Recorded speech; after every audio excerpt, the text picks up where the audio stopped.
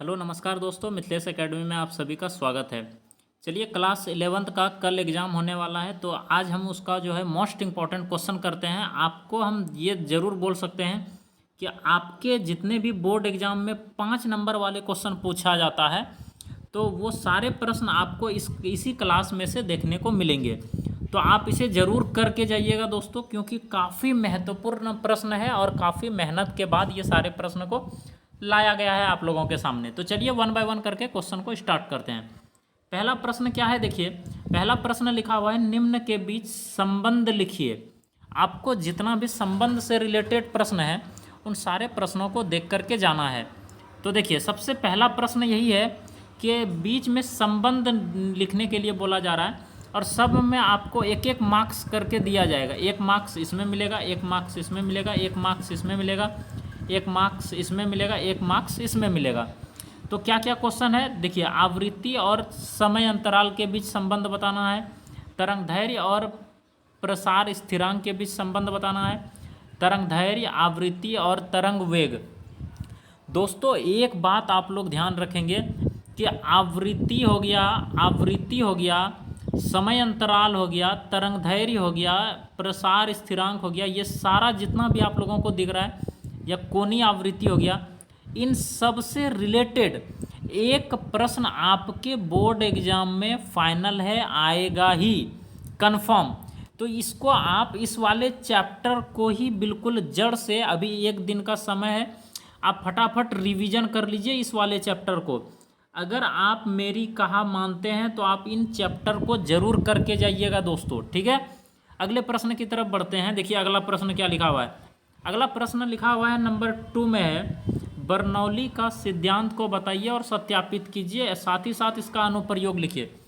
जितना भी सिद्धांत है, बर्नौली का सिद्धांत है, गुरुत्वाकर्षण का सार्वत्रिक नियम है, तो जी जो उसमें छोटी जी है वो एक होता है गुरुत्वीय, ऊंचाई के साथ चर्चा में रहता है, तो गहराई के साथ रहता है। तो इन सारे का जो है ना, एक साथ आप पूर्ण स्टडी रिवीजन, फटाफट क्विक रिवीजन कर लीजिए, जिससे आपको किसी भी प्रकार की एग्ज़ाम हॉल में परेशानी नहीं होगी। तो बर्नौली का सिद्धांत को लिखना ही है, प्लस सत्यापित भी देखना है, और इस साथ ही साथ इसका अनुप्रयोग भी आपको क्लियर करना है।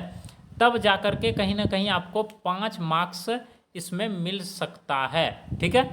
और क्वेश्चन कैसे देता है दोस्तों, आपको तोड़ तोड़ के दिया जाएगा। अगर आप बर्नौली का सिद्धांत सिर्फ लिखते हैं तो आपको इसमें जो है 1 मार्क्स दे दिया जाएगा, ठीक है। अगर आप इसका सत्यापन करते हैं तो इससे आपको 3 मार्क्स दे दिया जाएगा। तो इस प्रकार से क्वेश्चन दिया जाता है, आप लोग ध्यान रखेंगे इसका, ठीक है। आगे बढ़ते हैं अगले क्वेश्चन की तरफ। नंबर 3 देखिए, नंबर 3 क्वेश्चन क्या लिखा हुआ है। 3 नंबर लिखा है, गुरुत्वीय विभव क्या है, किसी द्रव्यमान के गुरुत्वीय विभव के लिए व्यंजक उत्पन्न कीजिए। तो ये सारे प्रश्न आपको करके जाने ही हैं, कंफर्म है, आएंगे ही इन सारे चैप्टर से प्रश्न। तो अगला लिखा है, देखिए। अभी हम आप लोगों को समझा रहे थे कि गहराई के साथ एवं ऊंचाई के साथ किसका, जी की विभिन्नताएं पर चर्चा करें। जो छोटी जी होता है, ऊंचाई के साथ और गहराई के साथ दोनों पे क्या चर्चा में रहा है, उसके बारे में आप लोगों को बताना है। अगले प्रश्न की तरफ चलते हैं। अगला जो प्रश्न है अपना नंबर 5 लिखा है, धारा रेखी प्रवाह को परिभाषित करें और इसके लिए समीकरण प्राप्त करें। अर्थात जो व्यंजक प्राप्त होगा, क्या व्यंजक प्राप्त होगा। इन सारे प्रश्नों को आप जरूर एक बार देख लीजिएगा। उसके बाद नंबर 6 प्रश्न लिखा हुआ है कि एक खुले आर्गन पाइप में कंपन, यहाँ पे कंपन चैप्टर को ही आप क्लियर करके जाइएगा। कंपन चैप्टर से जो भी प्रश्न आ रहे हैं, जैसे ये खुले आर्गन पाइप से रिलेटेड प्रश्न आ रहे हैं, तो इन सारे प्रश्न को देख लीजिएगा। तो इस सारे प्रश्न को आप कंप्लीट कर लीजिएगा। आगे बढ़ते हैं। अगला 7 नंबर प्रश्न क्या है यहाँ पे, सीमांत वेग क्या है एवं इसके लिए व्यंजक प्राप्त करें। जो सीमांत वेग है वो क्या होता है और इसके लिए आपको व्यंजक प्राप्त करके बताना है, व्यंजक निकाल कर दिखाना है। अगला जो क्वेश्चन आ रहा है वो क्वेश्चन है, पलायन वेग को परिभाषित करें एवं इसके लिए भी व्यंजक प्राप्त करना है। पलायन वेग क्या होता है दोस्तों, पलायन वेग होता है 11.2 किलोमीटर पर सेकेंड। पलायन वेग से अगर किसी चीज़ को फेंका जाए तो वो नीचे फिर ज़मीन पर नहीं आता है। आगे बढ़ते हैं, इसी से रिलेटेड कुछ हम पॉइंट और लिखे हैं, पलायन वेग का आप कंप्लीट कर लीजिएगा। उसके बाद मोस्ट इंपॉर्टेंट चीज़ें 9 नंबर में लिखे हैं यहाँ पे कि सरल आवृत्ति गति, इसको जो है simple harmonic motion SH simple harmonic motion, इसको आपको कंप्लीट करके ही जाना है। इससे रिलेटेड प्रश्न आपके एग्जाम में पूछे ही जाएंगे। इसका एक स्पेशल से चैप्टर ही दिया हुआ है पूरा का पूरा। अब इस चैप्टर को पूरा कंप्लीट कर लेना है दोस्तों। इससे जो भी रिलेटेड क्वेश्चन बनते हैं वो सारे प्रश्न को आप कंप्लीट करके जाइएगा। अगला लिखे हैं नंबर 10 में, देखिए यहाँ पे ऊष्मागतिकी के नियम।